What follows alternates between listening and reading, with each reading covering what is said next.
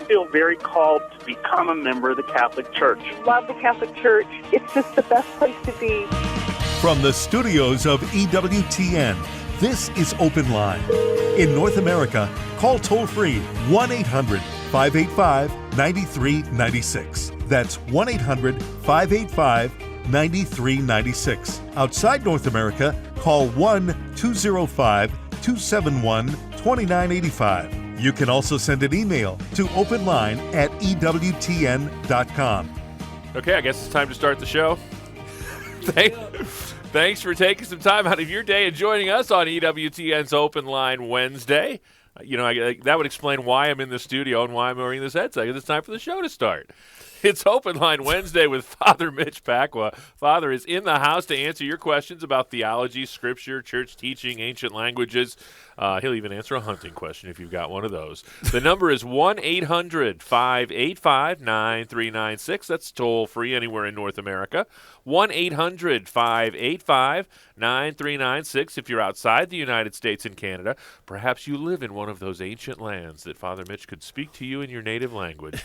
Your number is 1-205-271-2985. That's 1-205-271-2985. Or you could send us an email, openline@ewtn.com. I'm Jack Williams. The lovely and talented Elena Rodriguez is producing the program, and your call screener is Mr. Matt Gubensky.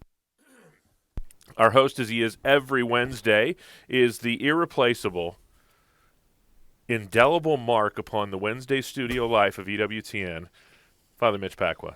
How are you? It's all Father Mitch all the time on Wednesdays. Well, it's great to be here this fine day. It's beautiful out here. It's a nice day. Boy, it's a pretty day it is. It's rather autumnal, don't you think, today? A little bit? No. Spring-like to you? Spring, yeah. I think I like early spring. I like autumn better, so I say I know, but I like spring. If you got a question for Father Mitch, 1-800-585-9396. If you get a busy signal, keep trying. We will get to as many of you as we can. But right now we've got a couple emails, I think, Father Mitch. Right. I don't know if we took this one. I don't think so. It's from Aaron from North Carolina. Can there be the establishment of another Catholic rite? Why do there are so many rites when New World cultures aren't allowed to establish their own rites? Well, Aaron, one of the main things to understand is that the 22 rites that exist go back to the time of apostolic times, and that the reason we don't establish new ones is that we are simply living out the old ones. We still have the old rites to deal with, and we don't have apostles to establish new ones. In most of the cultures that the newer cultures to which the church goes, it is possible to adapt the Roman rite, because most of the time the preaching of these new cultures is by Roman rite clergy and laity. And so we're not going to have a new rite, but there can be an adaptation of their rite to the Roman rite. I'll give you an example. When I was in Fiji, the people have a different sign of respect. You cannot have your head higher than the most important person in the room. Interesting. So, for instance, if there's a chief and he's not very tall, when you're sitting down, because it's typical for everybody to sit on mats on the floor, and it's typical that everybody else will hold their heads low so that his head remains above theirs. Even though they might be taller than he, they'll hold their head lower. So in that society, another thing too is you never walk in somebody else's house with shoes on. So everybody comes to church barefoot. They leave their shoes outside the church. And secondly, they sit on the floor like they would at one of their regular houses, and they keep their heads lower than the altar because the most important person there is Jesus. And they can't have their head higher than he. So that would be an adaptation of them sitting on the floor, but with their heads below the altar, because Christ is the most important person there. So it's a cultural expression, and a lot of other such cultural expressions are adapted throughout the world. So with permission from the Vatican, you can't do it just on your own. Okay? And let's see. There's some questions that they had about Dr. Salam Naaman, who gave a presentation in Spanish. He underscored the need to go to sources that know the Arabic language and history in order to explain Islam and the Quran. I believe you also speak Spanish. Did you get to look at these programs? No, I did not. I would like to learn continue to learn about this subject from objective and expert sources.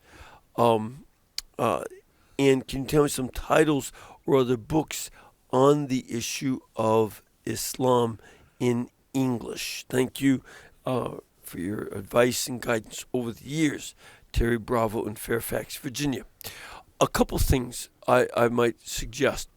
If you go, I don't think these are at the EWTN Religious Catalog, but at my own website, Ignatius Productions, not Press, but Ignatius Productions.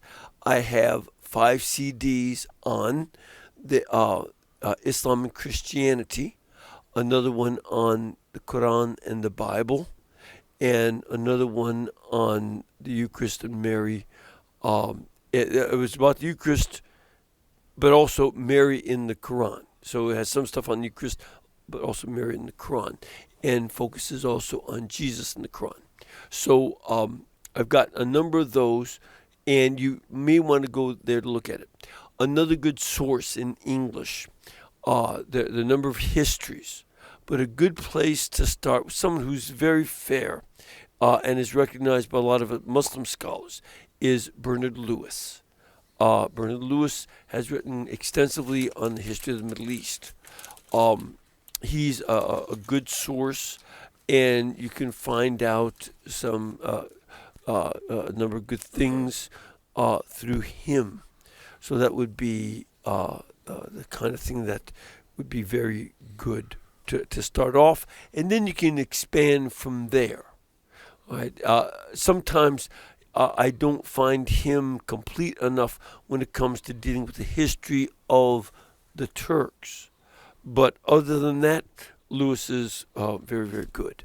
Okay, so that'd be some sources. Awesome. We're off to a flying start on an open line Wednesday with Father Mitch. The number's 1-800-585-9396. That's toll-free anywhere in North America. 1-800-585-9396. Open line Wednesday with Father Mitch Pacwa.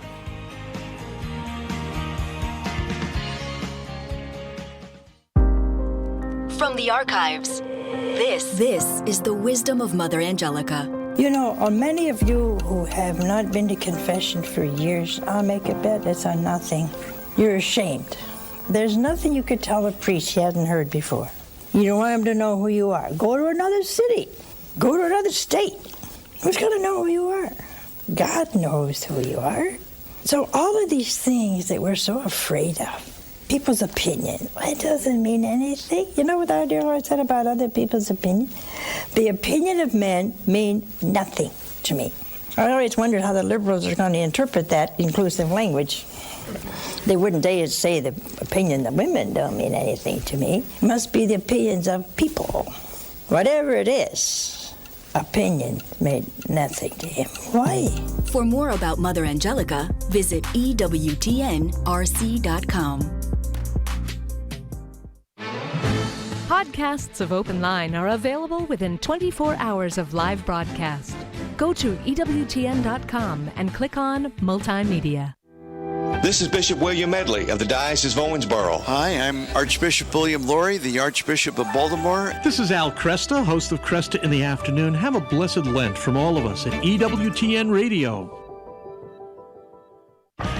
This is Open Line on the EWTN Global Catholic Radio Network. If you have a question or comment, call 1-800-585-9396. Outside North America, call 1-205-271-2985 or send an email to openline@ewtn.com. On Sunday morning, EWTN Television will broadcast the Mass of Christian Burial for U.S. Supreme Court Justice Antonin Scalia from the Basilica in Washington. I assume that's at the National Shrine. Is that correct? Yes, it is. Yes, it is. The shrine, the National Shrine of the Basilica of the National Shrine of the Immaculate Conception in Washington D.C. So tune in Saturday morning at 10:30 a.m. Eastern on EWTN Television. Some thoughts on the passing of Justice Scalia? Yeah. There's a number of things. One is that it's very important to recognize what a fine scholar he was of the law. And he cared for the law. His interpretations, even when it's a dissent from the other justices, is oftentimes more valuable than their decision in terms of its clear thinking. When he comments on a number of decisions, he does so on the basis of the Constitution. For instance, in the issue of the same-sex marriage case, he emphasized that marriage is not an issue of the federal legislation. And therefore, it is something that they ought not to deal with. The federal government does not give marriage licenses, does it? That's right. It's the state governments. And the 10th Amendment of the Constitution, therefore, leaves to the states those things that are not brought up. And he wanted, and his reasoning was this, he wanted this to be an issue that was handled by the states, and let people engage in that discussion at that level. What that means is that he not only was staying true to the Constitution in not making a decision on an issue that's not a federal issue, but also he was focusing on the need for people to be engaged in the political process rather than have it usurped by the judges. That was his concern.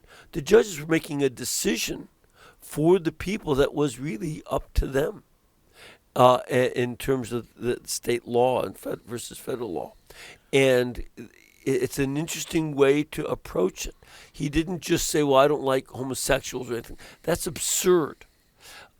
He thought very carefully about these issues on the basis of the law. Another thing about him is that he was also a man with a wide variety of aspects to him. Very much a family man, 9 children and 36 grandchildren. And he was very committed to being a grandfather. He loved music, especially opera. And he had something of a good voice himself, and he just loved opera, and was able to be friends with Justice Ginsburg, who ideologically also loved opera. Exactly. She loved good music. But they had genuine friendship, not just, I'll buy the ticket this time and shut up. No, they genuinely liked each other. They were friends and had a love of friendship between each other that everybody knew about. In spite of their ideological differences. Ideologically, they were very different. She wanted, she thought that the Constitution was outdated. She said so. He did not. And made very different approaches to the law, but they could still be friends. A novel concept, huh? Mm-hmm. Yeah, and used to be commonplace exactly. back in the day. Exactly. But that's because there was more agreed upon issues of truth. Another aspect, and I know this from our radio affiliates in Louisiana, he died hunting. Well, he hunted with people down in Louisiana, good friends of his, so that he was totally at home in one of the... I've been to the place where he hunted ducks down in outside Opelousas, Louisiana, and it was basic, plain, simple, place. Danny Richard has been his host and hunted wild pigs and ducks out there, and he just enjoyed it, and the guys enjoyed him because he's one of the guys.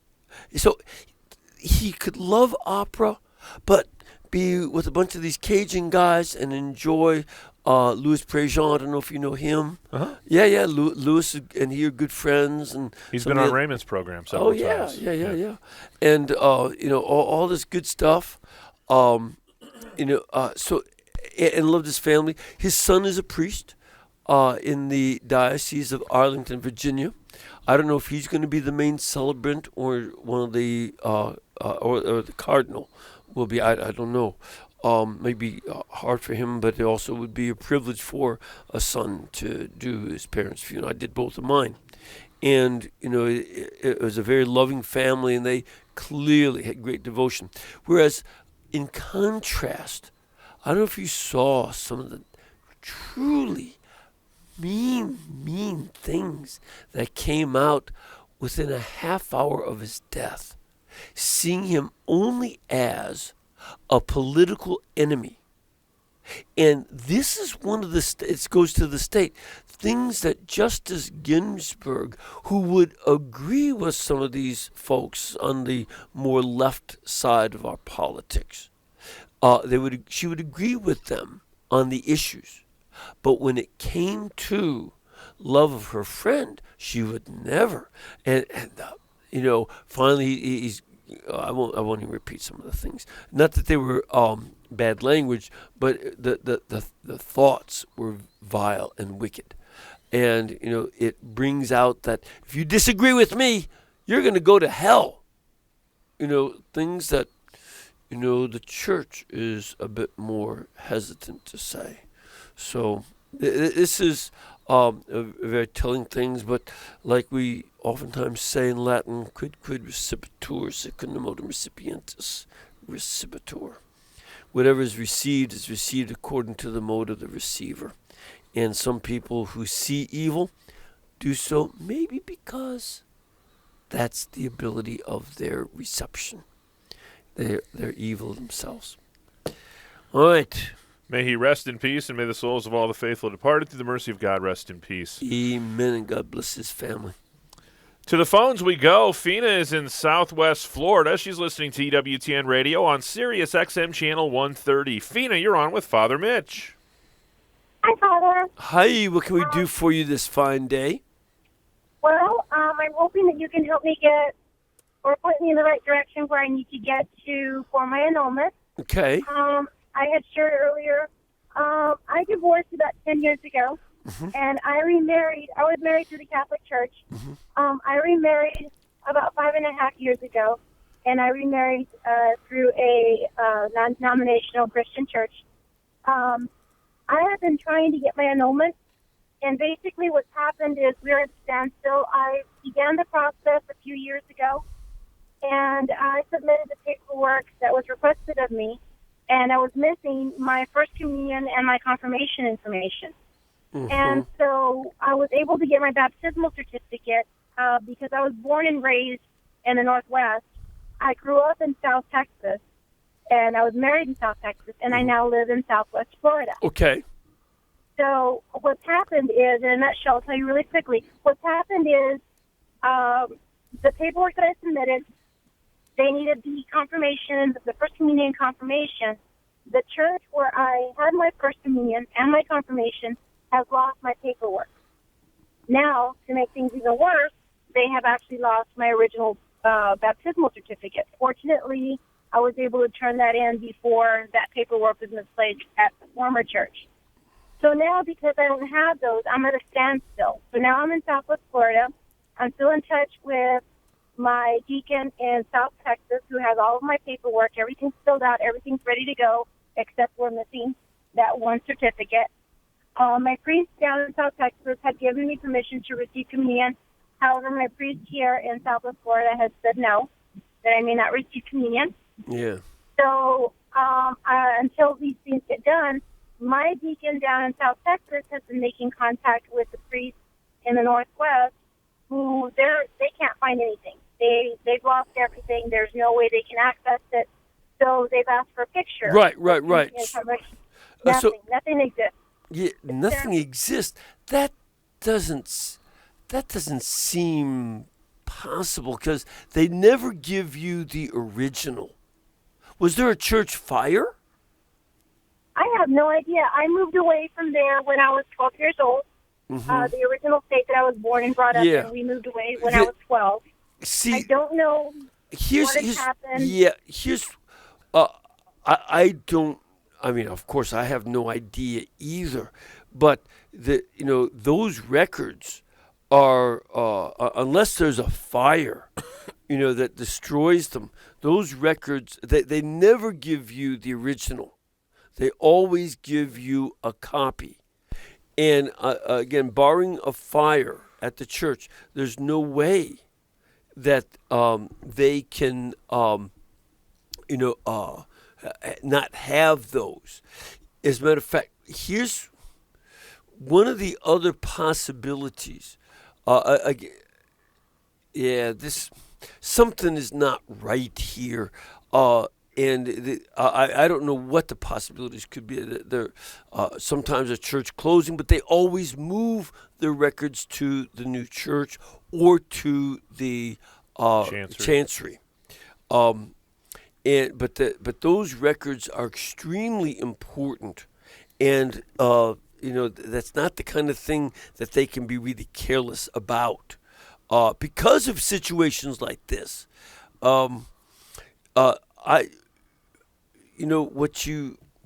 Again, I don't know what tack to take. What diocese is it in Texas?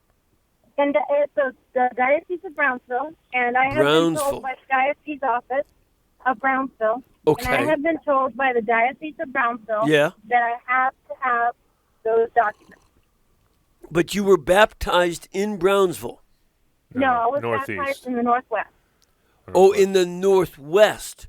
What diocese? That's what I want to know. What diocese were you baptized in? I don't know what the diocese is. What's the city? It's a city, Burley, Idaho. Burley, Idaho. There's only it's Boise. All right. This is. Can you leave your phone number? I can leave it again, yes. Leave your phone number with our call screener, and we have some contacts in Boise, Idaho. Okay. Because aren't there two dioceses in Boise? In Idaho, I mean. But we'll find out. We need to look up, try to find out what diocese that's in. Your town, because I don't know your town, and leave your phone number, and we might be able to get hold of somebody that's a deacon in that diocese that can help track down, because it's got to be tracked down up in Idaho, and because those records just don't get lost, and they did not give you the originals. Looks like it's only Boise. Okay, only Boise. So Boise, the only diocese. Yeah, we'll check into that. We've got radio affiliate up there, and they know some of the deacons that might be able to help trace this down. So leave your number with our call screener, and then we'll see what we can do. Okay? Because we can't. There's nothing that we can do here, but maybe somebody in Boise can. Okay? Thank you. Yes, ma'am. Thank you, Fina. Appreciate the phone call. That opens up a line for you at 1-800-585-9396. That's toll-free anywhere in North America. 1-800-585-9396. If you're outside the United States and Canada, we'd still love to hear from you at 1-205-271-2985. That's 1-205-271-2985. Or you can send us an email, openline@ EWTN.com. Open Line Wednesday rolls on with Father Mitch Pacwa.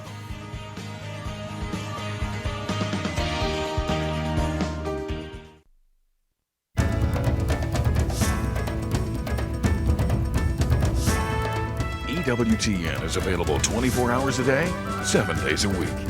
If your cable or satellite provider doesn't carry EWTN's full programming lineup, give them a call and let them know you would like to receive EWTN 24 hours a day, 7 days a week.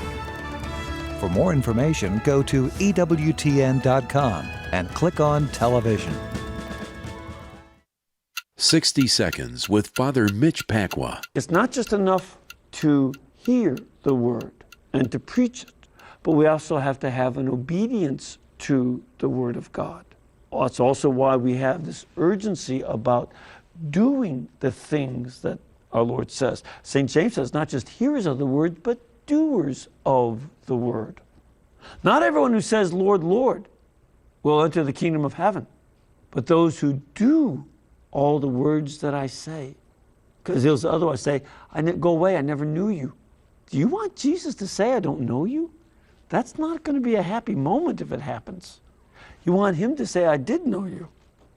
So every one of us disciples is called personally by name. Jesus does know you, of course, but only if you do his word is it going to be reciprocal. The people you know and trust are on EWTN. Matt Swaim here, inviting you to start your day a better way with the Sunrise Morning Show, weekday mornings here on EWTN. It's a fast-paced program where we cover apologetics, scriptures, and the saint of the day, plus news, sports, entertainment, and family life, all from a Catholic perspective. So join us weekday mornings here on EWTN. The Sunrise Morning Show. Better way to start your day.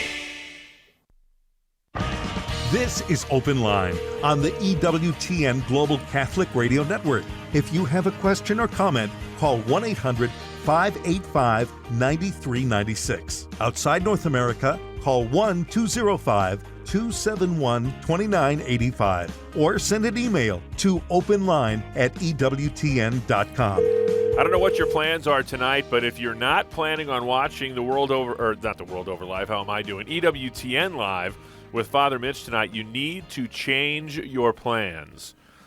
And I'm going to pull the curtain back on the operation here a little bit. Tonight, EWTN Live is not actually live.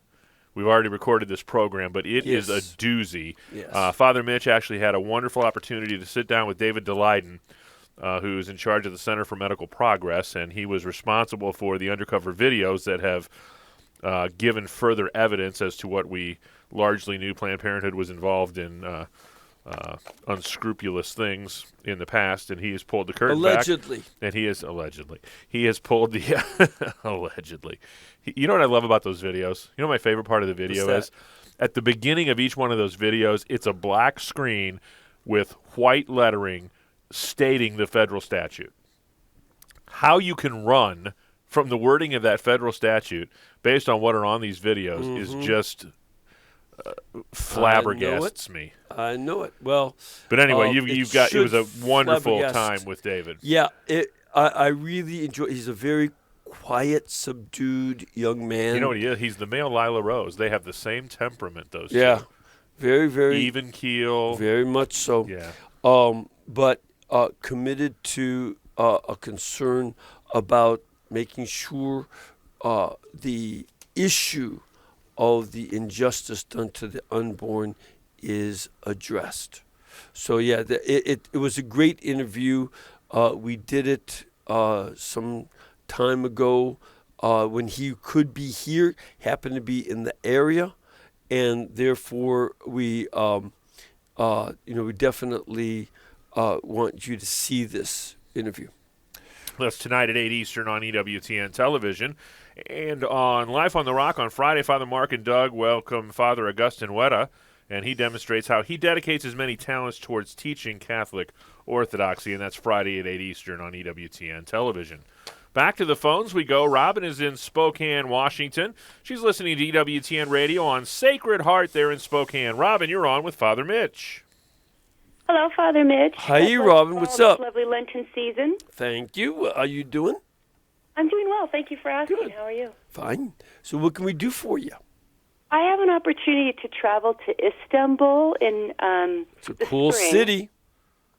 And I'd like to know where I can practice my faith as a Catholic. My understanding is mostly Greek Orthodox there. Well, no. Christians are about 2% of the country. And Muslim being Yes, dominant. it's mostly Muslim. Right. And then second, among Christians, there'd be a lot of Greeks. However, there's a parish, and you can ask her. I can't tell you the streets, but there is the church where Saint John the 23rd, then Archbishop Roncalli, was stationed, and that parish is a very nice church. And it's a nice area. It used to be the area where a lot of Italian merchants had their homes and offices from very old times. And that's a great Catholic church. And I think they also have Mass in English available. The last time I was in Istanbul, they had Mass in English available. And, of course, I got permission to celebrate Mass there. So that would be a great place. Are you touring or business? It's a family trip. We just wanted to experience the culture there. And, yeah. And I was curious about the significant Christian culture there, Yes. highlights that you would recommend. And also cultural significance. Would it be appropriate to wear a headscarf in public or when going into a mosque? No, as a matter of fact, the founder of the modern state of Turkey forbade the wearing of the headscarf. So you don't need to. Now, today it's becoming more popular again, but it was forbidden for many years. So, you don't need to worry about wearing a headscarf, if you don't want to. Of course, they're no tourists. It's a place that's become more tense because of the war in Syria. But Syria is very far away. Are you going to travel around Turkey or just stay in Istanbul? I think we'll just stay in Istanbul. Okay, that's too bad. Because what do you have recommendations for? Yes, definitely. Fantastic places to go are the cities of the Book of Revelation. You have those 7 cities that the letters are written to. Yes. And some of them have marvelous things. And also, I believe it's in Smyrna that you have the Church of St. Polycarp. There's a bishop there, in fact. Ephesus is really worth going to see. And when you get out of the ruins that are the national park, where the ruins of the ancient Roman city of Ephesus, you, as soon as you go out the exit, you'll see some ruins over on the side. That is the ruins of the church where the Council of Ephesus took place. Wow. Yeah, and then it's not very far from there's a church of Our Lady not far from there either. So that's also well worth going to. Okay? Most excellent. Thank you so much. Yeah, definitely try to get there. And if you can, get to Patmos. That's Patmos, where St. John wrote the Book of Revelation. That's very accessible when you get to Ephesus. You have to take a boat because it's an island. But it's really, really a cool place to go. One last question. What about food? I like it. It's good. Turkish food is very good. I found it very, very tasty. So, yeah, that's good. All right. Excellent. Have a wonderful time. Thank you so much for your time. God bless you. Sure. Thanks, Robin. We'll head next. How am I doing? We'll head next now to the Republic of Texas, where Joseph is listening to EWTN Radio on the Guadalupe Radio Network. Joseph, what's your question today for Father Mitch? Hello, Father. Thank you for taking my call. Hi. Thank you. Well, yesterday I was talking to my son, and he dropped a pretty big bombshell on me. Yeah? He doesn't really believe in God anymore. Okay. How did he come to that conclusion? I don't know. I don't know. Does he know how he came to that conclusion? Pardon? How old a teenager is he, by the way? He is fixing to be 16 in March. All right. And here's one of the Go things ahead. that you want to ask him then. How did you come to this? I want you to take time to listen to the process of how he got to that. Don't start arguing with him right away, but try to find out how he got to this conclusion and take notes on what his arguments might be. Okay? Okay. That would be very important because you don't want to say, well, you got to do this just because you're part of the family. That's not a good enough reason. He's getting to a point where he has to reason to the existence of God or not. And it depends on what his arguments are. Has he said any of the arguments? Well, different scenarios. Like, for instance, in the Bible, in the creation, he doesn't really believe how the world was created in just 7 days, and question the existence of God, how God came to be, and if God was really real, why doesn't he show himself to us? And then almost everybody would believe then. But a lot of his friends are atheists, and they do talk religion in school, especially in social studies. And he tells me about half the class doesn't believe, and the other half does. And we're a pretty good church-going family. Granted, we're a divorced family. He lives with his mother, and but they go to church every Sunday, and I'm usually a few pews behind them. And he's never been the most attentive kid in church, but I just thought that was just kids being kids. Right. I was kind of like that myself when I was that young. All right. Well, it's one of those things that he's gonna have to. Let me just give you a little clue. Ask him this question. You don't like the creation in 6 days, okay? What does it mean to have a day? What is the definition of a day? They're going to say 24 hours. Wrong answer. What is the definition of a day? That's how long a day takes. But what does it mean to be a day? Do you know? It's the amount of time that the Earth spins on its axis during its orbit around the sun. So it's 24 point something hours, and it is a day. Simply is what is the amount of time we mark out for the Earth spinning all the way around on its axis in relationship to the sun. Correct? Correct. Okay. Now, here's the question. When you talk about a day before the Earth was made, what would a day be like? Could it be 24 hours? Of course not. A day before the existence of the sun, moon, and stars would be perhaps the billions of years of the spinning of the universe, as your universe spins around. See, a day. The term day is not an absolute of 24 hours. It is relative to the planet or place where you are and how you're measuring it.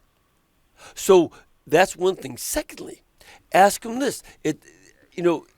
Is the Bible trying to be a science textbook? Of course not. No. And it was written long before there were telescopes or the capacity to measure things like light, etc. But what we basically agree on, and as a matter of fact, ask him, look up the Big Bang Theory and look up the person, Lemaitre, who came up with the Big Bang Theory. Do you know what he did for a living?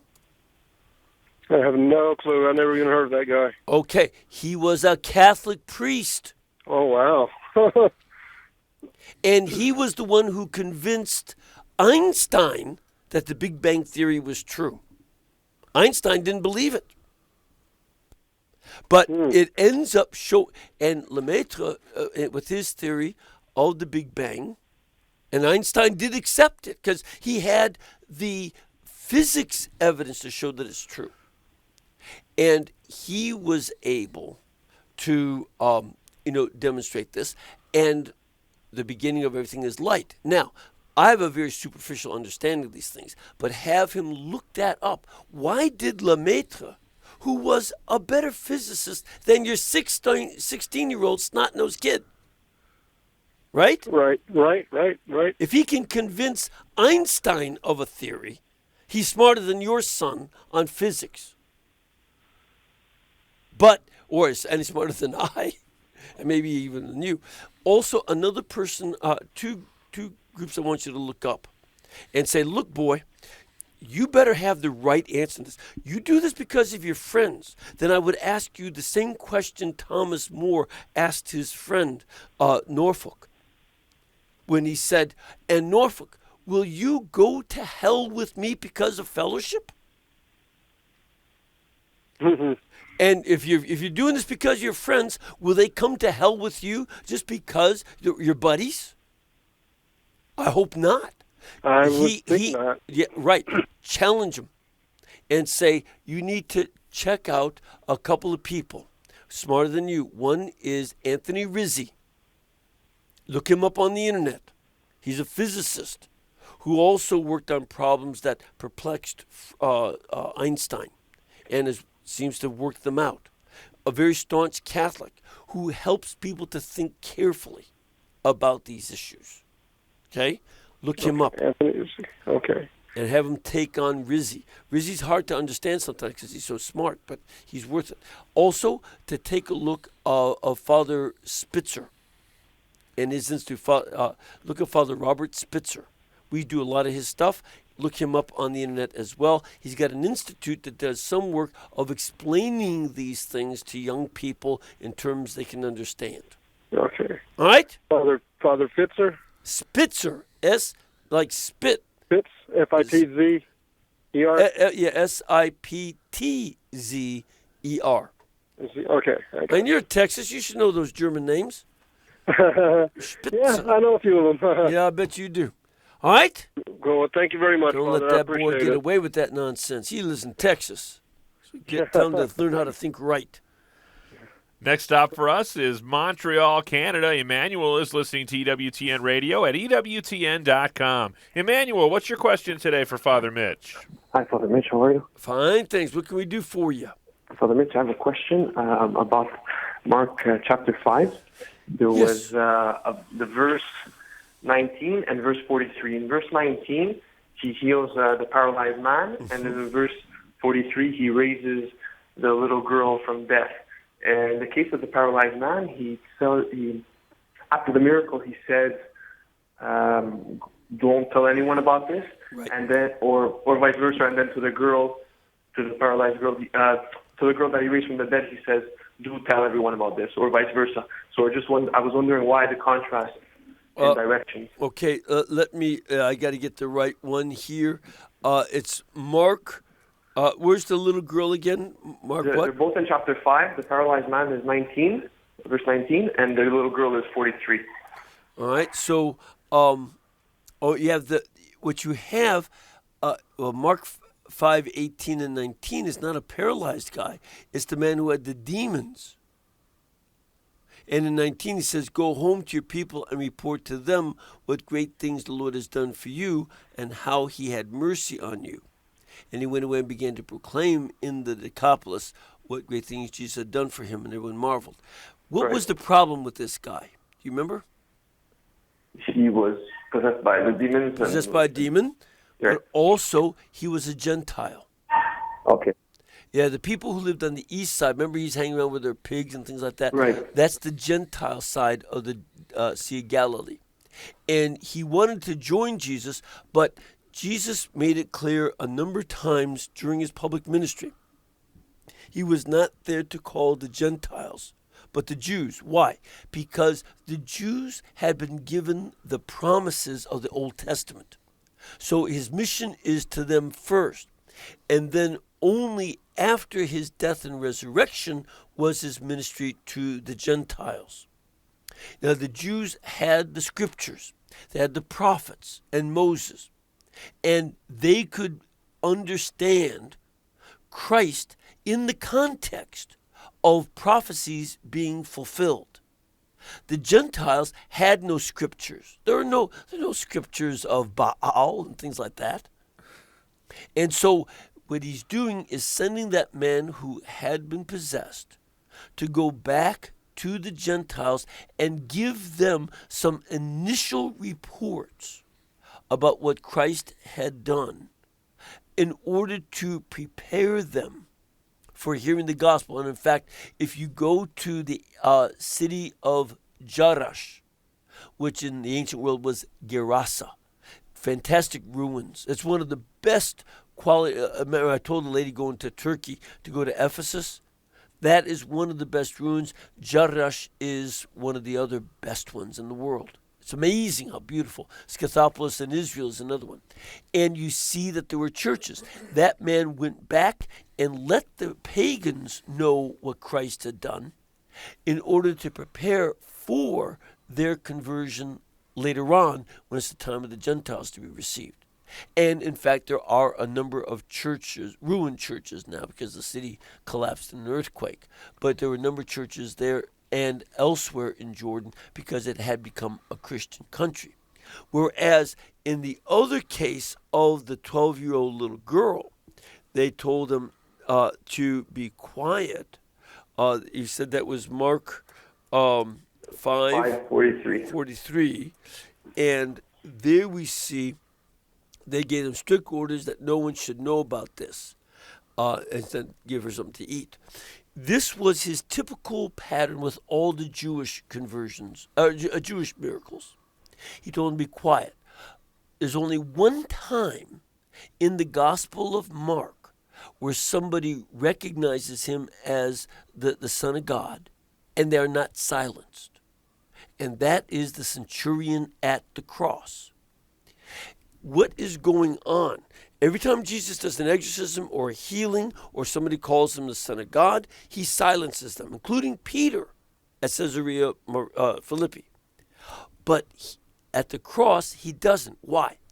This is a way to demonstrate, when dealing with the Jewish people, that the miracles are not the best way to understand the nature of Christ as the Messiah, but rather his crucifixion is the key to understanding that God became man. And so the silencing is so that people on the Jewish side don't focus on the miracles and the exorcisms, but learn to look towards his saving death. Whereas the Gentiles, like the man, the Gerasene demoniac, they don't know anything. They need to get the basics, and that's why he's allowed to do it. Does that make sense? Yeah, that's fantastic. Thank you very much, Father. You're welcome. Thank you, Emmanuel. Appreciate the phone call. We'll head to Gadsden, Alabama now. Scott's listening also on EWTN.com. Scott, you're on with Father Mitch. Hello, Father. Hey. I have a question about John chapter 6, verse 53, as Yes, it sir. applies to our Protestant brethren. I believe, as the church teaches, Protestants have the availability of heaven. They're just not in communion with the Catholic Church.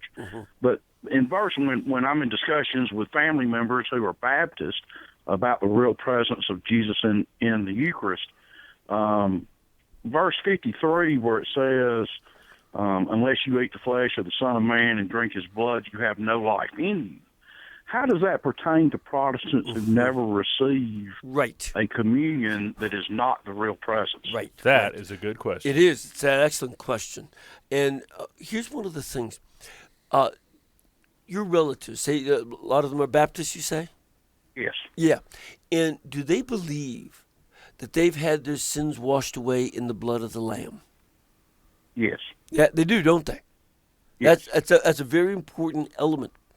And this is also a building block for conversation with them. I had this discussion just the other day with some ministers that if you believe that, if you believe that you've been washed in the blood of the Lamb, does that mean that you slayed Jesus again in order to be washed in his blood right now? And what will they say? Of course not. Right. Because Jesus died once and for all. You see that in Hebrews 9 and other places.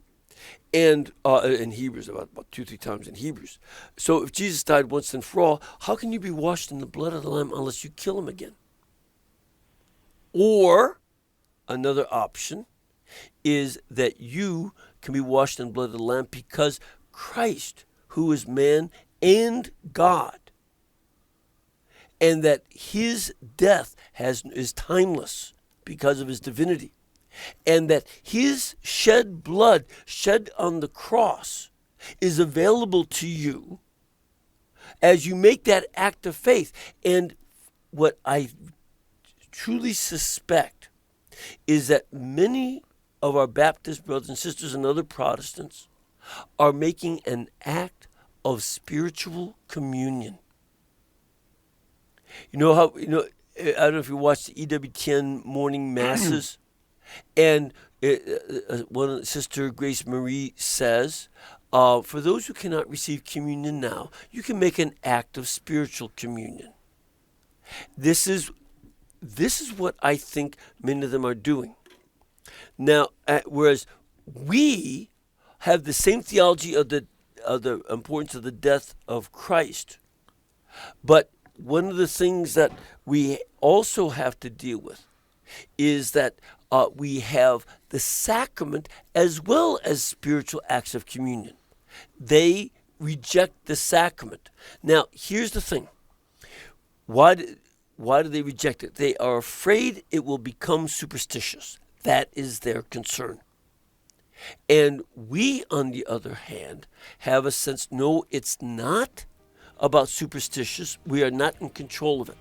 And because they have a false understanding of the Eucharist, that they sincerely believe, given the best of their lights, they have what we call in the church invincible ignorance. They're trying to find Christ, but they just don't get that part of the sacrament.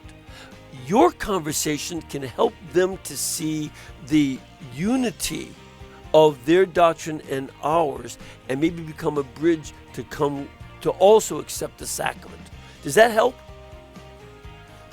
I guess Scott is gone. All right, Leave Scott. us with a blessing. Lord bless you and keep you, the Father, Son, and Holy Spirit. Amen. On behalf of our host, Father Mitch Pacwa, producer Elena Rodriguez, call screener Matt Kubinski, I'm Jack Williams. Thanks for tuning in. Back at it tomorrow. God bless.